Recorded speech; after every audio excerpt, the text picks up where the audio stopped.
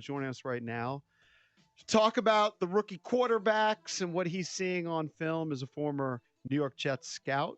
You can follow him on X at First Round Mock. It's Daniel Kelly. Welcome back, Daniel. Hey, thank you so much for having me back in the show, guys. I love to be on. So, Daniel, let's start with Jayden Daniels because everybody is on cloud nine here in D.C. He's been better than advertised, better than expected. What were your expectations going in, and what have you seen so far? Well, it's really been an incredible study. I mean, going into the 2024 NFL draft, I had a third-round grade on Jayden Daniels. And what I saw there at LSU was I had three major concerns coming into the National Football League. Number one was his very thin, frail frame that he had, how thin he is, and how that was going to hold up in a very violent, NFL in a league that's not really that kind of quarterbacks. The second concern I had was just a slower processing time. According to PFF, his time to throw is 2.91 seconds. And I couldn't quite figure it out because he had a top 10 offensive line at LSU. He had Brian Thomas Jr. at one wide receiver, first-round draft pick. He had Malik Neighbors, first-round pick at the other receiver. And I was like, why is it taking so long for him to get the ball out of his hands? And why is he running this much? So that was a concern, too. Then the third thing was just how he looked like he was filled with anxiety, guys, in the pocket. He had what we call in scouting happy feet. He was bouncing all around, which really the concern there was it was really affecting his ball placement in the short to intermediate route levels, about that 0 to 19-yard level. So I put a third-round grade on him. I said, listen, this is an ideal backup guy. And what we've seen, I sat down yesterday and really marinated in all four games and just turned on the film before our show. And what I saw was, really starting the preseason, and it was really it just kind of jumped off the screen at me, was how relaxed he looked. We didn't see that at all at LSU. That wasn't on his game film at all, how comfortable he looked in that offense. And if just a few brief snaps he played in the preseason, and that's not only carried over to the regular season, there's an old saying in the National Football League, the game is won from the neck up. In the confidence level that Jayden Daniels is playing with right now in Cliff Kingsbury's offense is off the charts. He's playing with superstar level confidence and swag and energy and excitement, and you can see it permeate the entire team. That didn't show up there. It's showing up now. That's the biggest difference. That's why he has the number 4 QBR in the National Football League right now, and that's why he has the Washington Commanders on the move. They're not even talking about this guy for Rookie of the Year. They're talking about how he could be the NFL MVP. It's been stunning. It's really been an interesting study for me on game film because he looks like a different guy than he did at LSU. Amazing. And then the guy that you were kind of anti is Caleb, right? And Caleb's been up and down.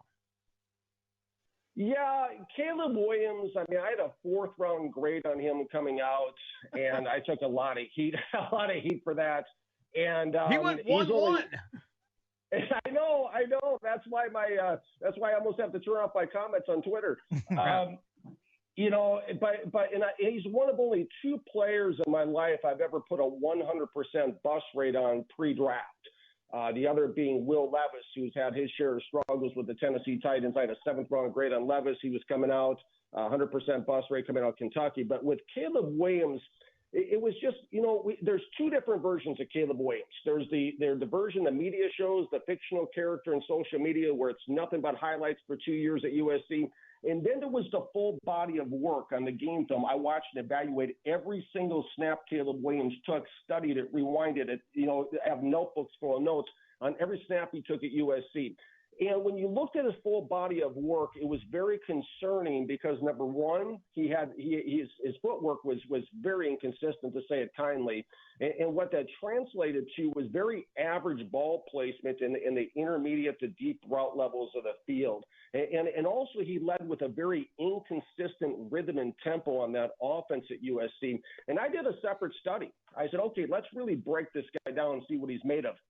And what I found out, guys, was that a little chicken scratches in my notes, that his highest percentage games at USC last season came in games where he threw between 44 and 62% short-range passes. And then in his lower completion percentages came in games where he threw less short passes. So it was like Lincoln Riley was keeping him on a real short leash. Kingsbury, they were keeping him on a short leash, and he was kind of like, there was these highlights. I feel like all he really did at USC was just manipulate a bunch of lower-level college defenders. He was able to run around back there, and do his thing. And against college coverages, a lot of these guys won't even sniff an NFL locker room, no offense to anybody. But, he was able to manipulate that situation. Well, what he's finding out in the NFL, it's not quite as easy to manipulate NFL defenses. I mean, the game is faster.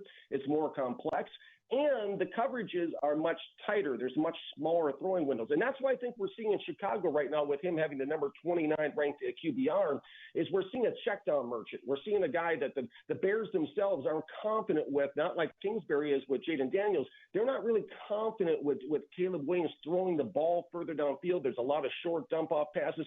And the rhythm and tempo he's bringing to the Bears offense, it's like listening to two different songs with the drummer playing different songs. It's completely out of sync. And that's why we're seeing the Bears, I believe, is the number 10th most penalized team in the league. We got, the ranked number 2 in false starts, number 6 in holding calls. He's running around back there. The number 1 receiver last week in the game they won was DeAndre Swift, the running back. The number 2 leading receiver was the tight end they have. So his timing is completely off. It's not like Jayden Daniels, okay? His timing in Chicago is completely off with the receivers. They're not in sync at all.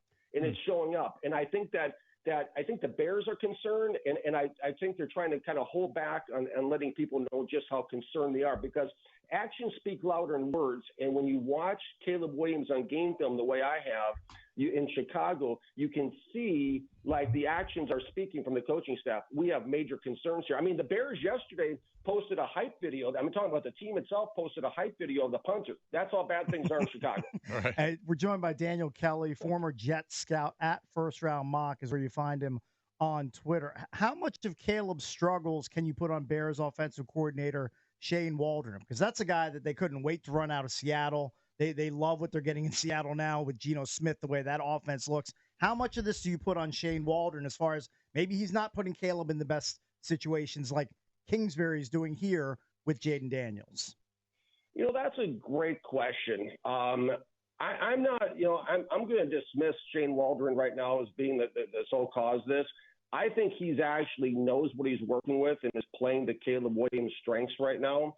He knows what's happening. I mean, Kingsbury knows what was happening. That's why Kingsbury took the Washington job and didn't go to Chicago, in my mind.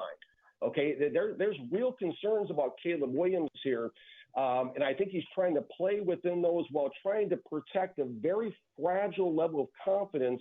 I mean, we watched Caleb Williams last year down the stretch have what I believe was an emotional breakdown. I mean, when he jumped into his mother's arms in the stands and cried.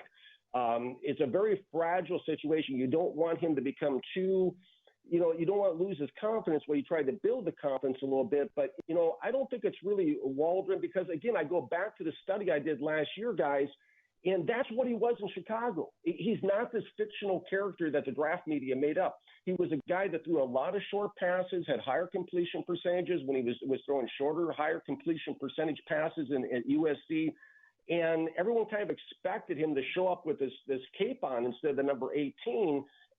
But the game film, I posted on my website, all the games and the links to the games. When I watched the game film, it suggested that he's really more of a inconsistent game manager. That's why I comped him to Zach Wilson pre-draft, because he was just kind of a guy that was, could run around a little bit. And the concern is to me, the number one concern in Chicago right now is the number one strength that Caleb Williams had coming out was what? It was his mobility and his athleticism, and it was his ability to get out of jams and bail out of the pocket. There's some reps I've watched where he doesn't even feel the pass rush coming. I don't know what's going on there, but he's not – it's a different Caleb Williams. It's a far less confident Caleb Williams than even was at USC. So I don't put the onus really on Shane Waldron or Matt Eberflus or anything else. I think it was just a matter of him being grossly and severely overgraded. And this is what happens when, unfortunately, when players are overgraded, is the expectations are higher than what the player can meet. Joined by Daniel Kelly, former New York Jet scout. So a year ago, Bryce Young was in the Caleb Williams slot, drafted 1-1, and C.J. Stroud was number 2. What's happened with Bryce Young? We saw immediately Andy Dalton, a veteran, gets in there and changes that offense completely. Bryce Young broken, or was he overdrafted? What happened? I had Bryce Young as my QB1, and I take complete ownership of that in the draft. I had C.J. Stroud number 2. I called C.J. Stroud generational 241 days on my website before the Texans select him. I still put Bryce Young number 1 because the reason why he was showing a lot of the traits that translate to success in the National Football League. What do I mean? He was going through his progressions. You could see him at Alabama in game film, moving his head around, looking around, making multiple reads, not locking with one read like we see Shedeur Sanders doing a lot in Colorado. Number 2, his ball placement downfield was on point. He was able to move around and still to deliver the ball on point downfield. And number 3, he was protecting the football, good ball security. So he was showing a lot of the traits that I've identified that say, okay, this translates to success in the National Football League. What's happened in Carolina is a complete opposite. We've seen Jayden Daniels kind of become a different guy for the better. We've seen Bryce Young become a different guy for the worse.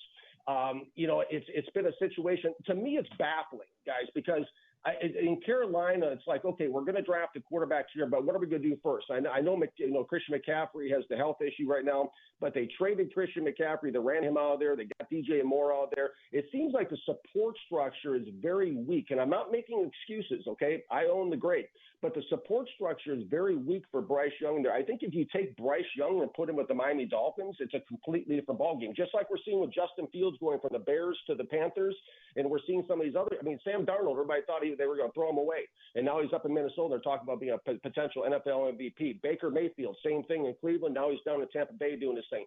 So support structure matters, and I think the support structure for Bryce Young is very weak.